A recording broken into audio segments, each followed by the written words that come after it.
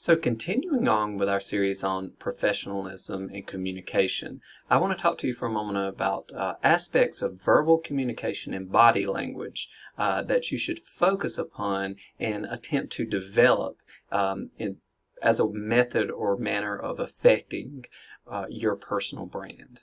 Okay, so to start with, when it comes to verbal communication, the attributes of your communication that matter generally are things such as depth of voice, accent, word choice, volume at which you speak, and the tempo. Okay, you take someone who has a deeper voice, generally comes across as more authoritative, where that gives advantage to some. Certainly that can be overcome, and it is something to be aware of, right? So, speaking at the lower end of your register, wherever that may be, may make you appear to the listener as being more authoritative, particularly confident and competent in what you're saying. Just something to remember.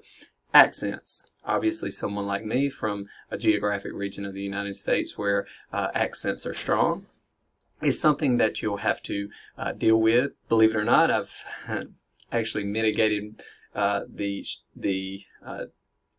how strong my accent is in many ways. Obviously, I haven't been able to do that completely because I still have quite the accent, but it's something to manage. It's something to be aware that oftentimes accents are perceived as relating to an individual's social class and intellect.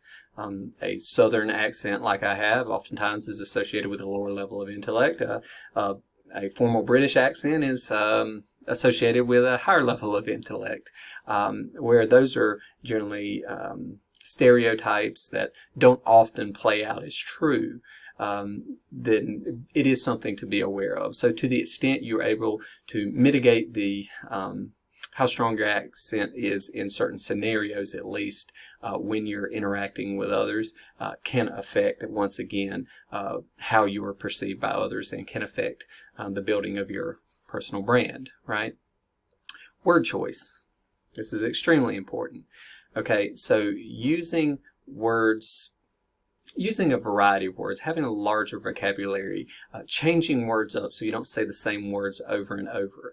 Once again, this is a stronger communication tactic. It tends to resonate better with the listener, but also it can reflect upon, again, the size of your vocabulary, the perception of your level of knowledge over what you're talking about, and can give perceptions, whether accurate or no, about your intellect. Okay, so once again, having a larger vocabulary, using a larger variety of synonyms to say the same thing when you have to continually reference the same verb or the same noun, having a variety there once again affects how people perceive what you're saying. Okay, volume. Demonstrating the appropriate volume for the appropriate scenario is very important. It's, again, speaking very loudly when otherwise it can appear as flamboyant. It can appear as low class. Speaking too low that you're not heard can make it appear that you lack confidence, and a lack of confidence generally also correlates with the perception of a lack of competence.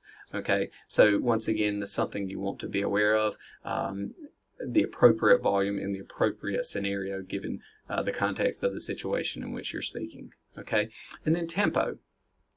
The pace at which you speak, whether you throw in things such as pauses or stops. In English, we have glottal stops between words. In some other languages, such as Spanish, they have far fewer, so words tend to run together. But the extent to which you're able to stop between words to make yourself more readily understood, once again, is a formal speaking tactic that can be well perceived. So we have more material on communications in general on thebusinessprofessor.com. We have a whole series on things, so I encourage you to look at that. But these are high points about your speaking style that can make a big difference in terms of professionalism and how you're perceived. Other aspects are body language, things about how elements such as how closely you stand to others, when you talk, or the personal space that you allow them when interacting with them. For example, how close do you get when you shake somebody's hand after doing so? How far do you back up to begin the conversation? That type of thing. Facial expressions is a very strong aspect of communication. Lots of studies out there show the effect of the exact same words on the listener is different when the speaker is able to do it in person, where someone can view their facial expressions. There's even a difference between electronic communication platforms like this and in-person communications and how that's perceived. So that's something to be aware of. You're not going to be able to be understood or perceived as well when you don't have the opportunity to include elements such as facial expressions and things like that. So working on calm expressions that support what it is you're saying, what the tone, the frequency, things like that will need to match the physical gestures that you're making at the same time. Okay? Eye contact is a big one as well. That demonstrates a level of competence. It shows that you're paying attention, that you are engaged in what the other person is saying. So that can be an extremely important aspect of body language as part of professional communications.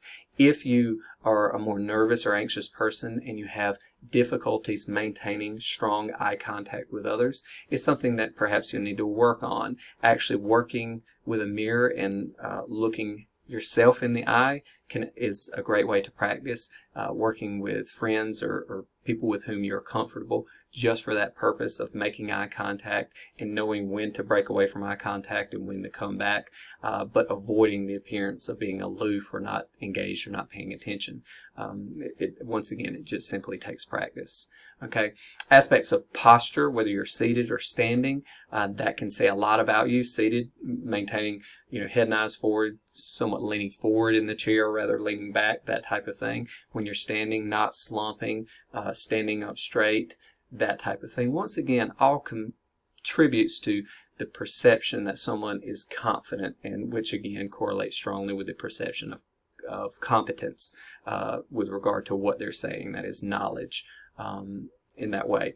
And then lastly, hand gestures. Using hand gestures the same way you would use facial expressions to support or add to what it is you're saying, to make certain that what you're saying is being understood by the listener.